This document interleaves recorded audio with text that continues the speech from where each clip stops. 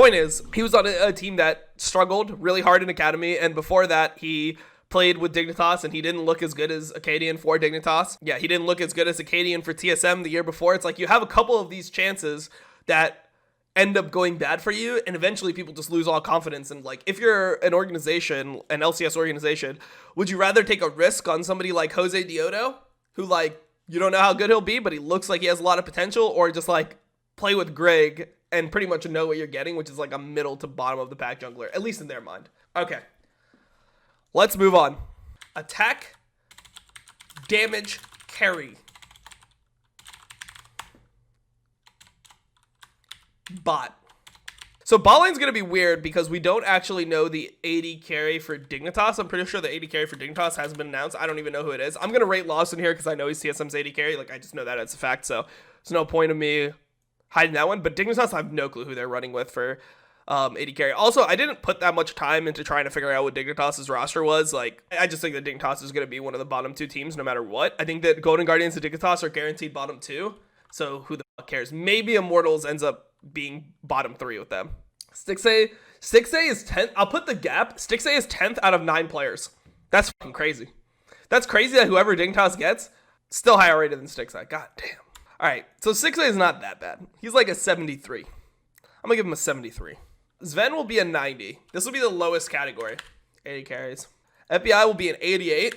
Tactical will be an 88. Johnson's going to be an 86. Loss is going to be an 85. Turtle's going to be an 83. Or 82, actually. Definitely, he's going to be a 78. And Ray's is going to be a 76. Boom. That looks actually pretty clean. Let's see if we have to adjust it all. What if it's Sneaky? Well, I think Sneaky will be... I'd probably insert him around Turtle. He'd be like 81 to 83, pick whatever. Probably around there. Hard to say. Like, the thing about Sneaky is he's just like one of those players like Turtle that if you put good players around him, he'll do his job and he knows how to fucking win, which is really valuable. But in terms of like these ratings, it's mainly going to be based on like how good individually I think the players are. Whereas like as a individual player, I think Lost is better mechanically than Sneaky right now. But I think that Sneaky has like the experience advantage, and I wouldn't be surprised if Sneaky was able to beat Lost by even beat him while being like worse mechanically than him. Why is Xerxes lower rated than 6A? Xerxes was bad last year. He was one of the main reasons that Origin got 10th. Let me tell you, those 3 reasons Origin got 10th, right? The 3 reasons Origin got 10th are, number 1, just start at the top. Just keep it right at the top. Number 1 reason Origin got 10th. They had fucking Jack Troll on their team. That's almost an automatic 10th. It's hard to not get 10th when you got Jack Troll on your team. Number 2 is Nuke Dog. Number 3 is Xerxes. All 3 of those players had a huge issue. And Xerxes just was never able to like fit into the team and find a way to actually appropriately pressure the map. Like, he just felt like he was just walking around farming. He was worse than Broxah last year, for sure. 6A bad for 2 years? No. 6A was good in 2019. He was actually like a good 80 carry in 2019. He was one of the reasons that CLG was able to like get to that like 4th place finish. Him, PoE were pretty good. Wiggly was pretty good that split. 6A was able to play all the meta 80 carries well. And then he also had a pretty good Sona when Sona Tom Kench, Sona Tarek was a good thing. Like, he was good about playing all those champions. Yeah, it just allowed for him to shine in a lot of ways. So I actually think that if you go back and you look at my ratings, I had him rated as like the 2nd or 3rd best 80 carry in the league in 2019 under Doublelift, because there was a huge gap between Doublelift and everyone else. Who else was in the league? Like, Sven had a really rough split. Sneaky had a really rough split. And Stixay was just able to outperform them. So, yeah, it is what it is. But, I mean, last year, he just took the fucking nosedive of the century, dude. All right, support ratings. Yeah, dude, I think actually Sword Art is really overrated. This is going to be the controversial take, but I actually think that Sword Art is super overrated. But I watched, I think, more LPL than other people. So the reason why I think he's overrated is how bad he was a lot of the times within LPL. And even in finals, he did have a lot of mistakes, but that is World Finals, you know, so it has some issues there. But I think that Vulcan is, like, very good mechanically and really smart about the game. Like, I don't know. I think that Vulcan was definitely not the issue with C9 collapsing. I think the main issue with C9 collapsing was C9's topside collapsed. Vulcan cannot be better than Sword Art, though. Why do people think Sword Art is so good? That's where I would like to start with like that whole argument of Sword Art being better than Vulcan is like, why do people think Sword Art is very good at the beginning? Because I think that's the part that's like, it's because he just went to World Finals. Is every player that goes to World Finals just insane? Because I mean, we had like Baolan win a World Championship, and like the next year people were like literally calling for it. Like literally people were telling him to kill himself on Weibo and shit. Like it was pretty fucking insane. Like Sword Art was still the worst part of his team at Worlds, right? Like, look at the rest of his team. SFM had an insane Worlds. Bin had a super insane Worlds. Angel looked really fucking good at Worlds. Carried so many games. Huan Feng was a monster at Worlds. Like, I mean, obviously, when you're getting to World Finals, you're gonna win enough games that you're gonna look good. But if we're gonna rate all the players within Suning, he'd probably be the worst one. So Sword Art to me is like Hylissang. But I actually think that like Hilly performed better at World. Dude, I'm gonna fucking drop the hot takes. But I think Hilly performed better at Worlds than Sword Art. And I think that there's an argument you can make that Hilly was the best support at the World Championship, period. That's the fucking take. Hilly was so good. He was so good at Worlds. But because they finish in quarterfinals, he can't be the best, right? Because his team lost in quarterfinals, he couldn't be the best. Fuck that. You are right, but Hylissang had a really bad LEC split. Okay, so he had a bad LEC split, and then he had an amazing playoffs. Hilly had an amazing playoffs and an amazing Worlds performance. I think that makes up for it. But the fact Sword Art made World Finals, but Vulcan didn't make Worlds. Yeah, that's a great argument, man. Because when you're comparing players, the one that's on the better team automatically is better. Like, since Closer didn't make Worlds and Spica made Worlds, then how could you say that Closer is better than Spica? You know? Because Ananasick from UOL made it to group stage and Closer didn't, then Closer is worse than those players. He's worse than Blabber, he's worse than Spica, he's worse than Broxa. Yeah, Broxa made Worlds and Closer didn't, so Closer deserves to not have a 90 rating and Broxa deserves to not have a 76. Great takes, guys. Great takes. That's how it should work. Yes. The way we should determine it is purely off of team strength. Core JJ, the highest rated player out of everyone on this entire list is Core JJ. And that to me is a 96 right there. He's a fucking 96. Boom. Vulcan, I gotta put him at like 90 or 89 or something. Let's do 90. Let's do Sword Art 89. Maybe I'll move it down to 89 and 88. Let's start with that. Ignar, 85. Huhi, 84. Afro, 82. So we're going to change these around, but we're going to start here. This is going to be our starting point. Diamond, 79. Smoothie, 78. Destiny, 75. Newbie is going to be like a 71. Core JJ can't be more than Perks. No, I think Core JJ can be more than Perks. This is also Perks role swapping back to mid lane. I think Core JJ is going to be the best player in the region. Do this for LCK and EU. The thing is, I don't know the rookies in LCK and EU. I don't know the rookies well enough to do these ratings.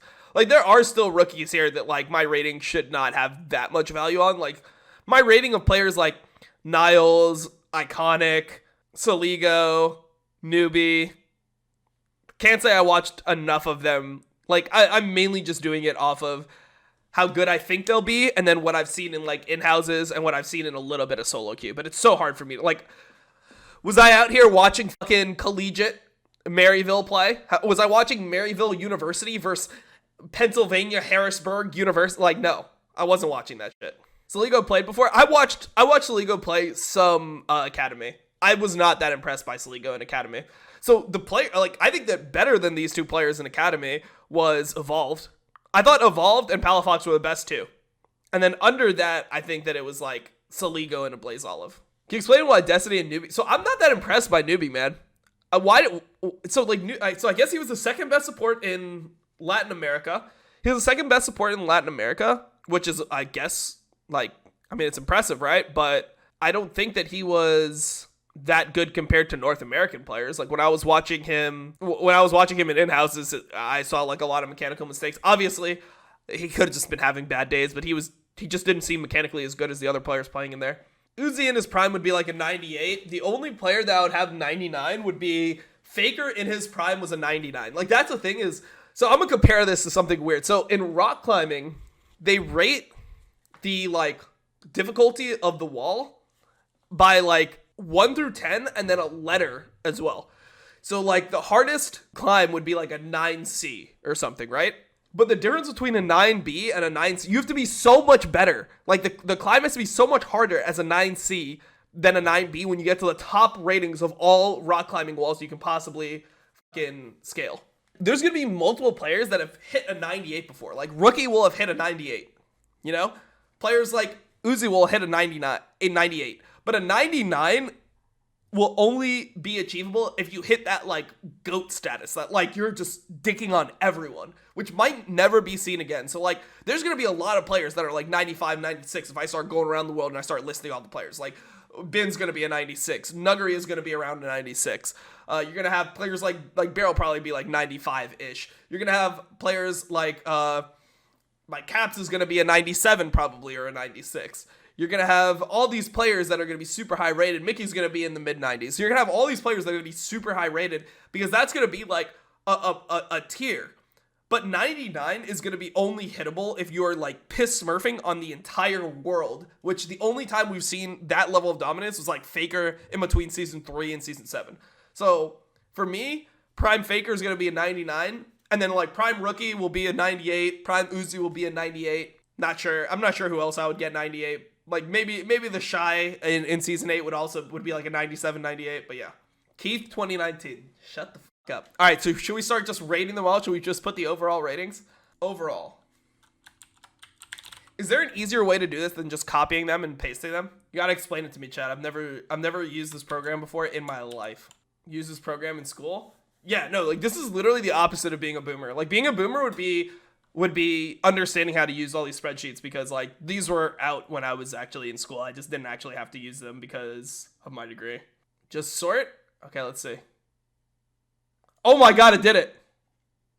Oh my god, it did it. It's beautiful. It's beautiful. So is there a way? So then how do I do now average rating? So this will be Q51 and then this is Q3 equals average Q51. Dude, I'm actually learning Excel as we go.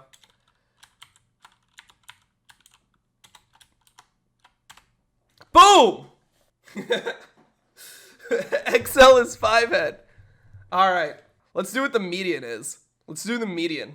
Wait, I'm just going to use my brain for this one. So this would be Q3, Q50, Q51. Oh! That's the median. All right, so let's sort by teams now. Average, and then we do equal average. Suggested based on the data. It's actually genius. It understands me. Dude, I just wish that a woman could get me like Excel gets me, dude. That's all I want in life, bro. All right. This is what we ended up with, man. DeMonte too high? Nah, dude, DeMonte gets a decent rating. Like, I've underrated DeMonte so many times, but like, when a player is able to consistently show that they're able to adapt and find ways to be useful, like, even if he's not mechanically one of the best mid laners, he's somebody who has like a winner's quality to them that I don't think deserves to be overlooked, where he's able to like figure out how to be useful and how to like perform well when it matters. Like he has like that clutch factor in him. I respect that. Let's do this. Team rank based on rating. Dude, how sick would it be if this actually ends up being the order of the team's placings? That would actually be just, dude, I'm hoping for it so much now. That's honestly like a pretty fine 1 to 10. Did I break the LCS? Like, I think that this is actually really reasonable. Because I didn't even like order the teams. I just ranked the players based on how I think the players were going to play. And then I look at this and I think that this is actually how I would have rated the teams anyway. Like TL first, C9 second, 100 Thieves third, TSM fourth, EG fifth, Fly sixth, CLG seventh, Dig eighth, IMT ninth, Golden Guardians 10th? Yeah, this is with Dig not having the 80 carry being listed. So this is without their 80 carry being average. But as long as their 80 carry is over a 75, then he won't bring down the team average. And like, there's a pretty big gap between them and CLG. So like, even if he was like an 80 or an 81, like let's say Cody Sunad have it as like an 81, 82, something like that, they would still end up 8th according to this. So no need to play LCS. Dom solved it. This is actually fun as fuck for me, though. I love ratings and shit like that. I love going through every single one and, like, you know, testing your brain for all this stuff. Like, it's a good, like, little exercise to do for me going into LCS. So I actually enjoyed this quite a bit, if I'm being honest.